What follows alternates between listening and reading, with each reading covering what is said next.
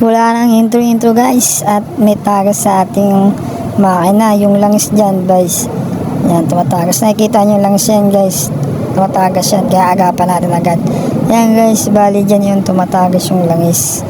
Yung o-ring or oil seal natin ay guys ay malutong na or makunat ba tawagin. Kinukuha na nga lang yun, tinanggalan. Basta kahit ano, yung iba naman kasi ginagawa nila, may bakal silang manipis at sinusungkit nyo lang, ganyan lang yan. Sa akin kasi guys, kinukuha na lang yan. Saka guys, sa akin guys, hindi ko na binaklas yung buong flarings niya guys.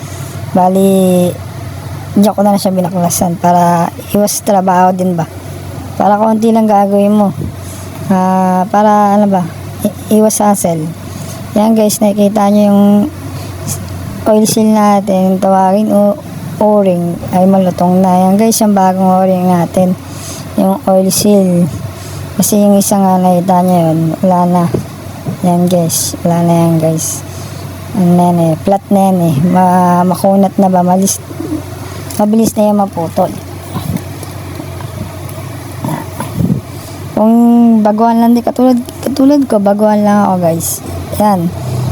Nakikita nyo yan guys, sobrang dumi na kasi diyan nga tumatagas yung langis. Bali, linisin ko yan. Linisin natin yan guys. Yan lahat yan, pati yung dun sa lipakan, lilinisan din natin yan guys.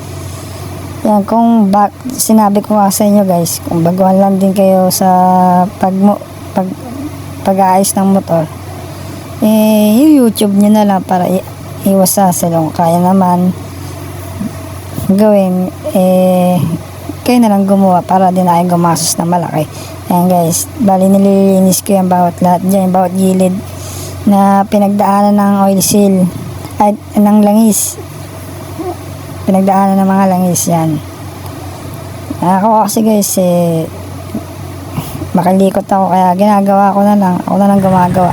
Pero pag alam ko na hindi ko kaya guys, dali nyo na agad sa shop pag di na talaga kaya. Yan guys, okay na siya, wala na siya na nakikita kong tagas. Double check ko na rin sa ilalim, wala rin tagas guys. Ox na siya. So guys, like and follow na rin guys. Salamat, yun lang.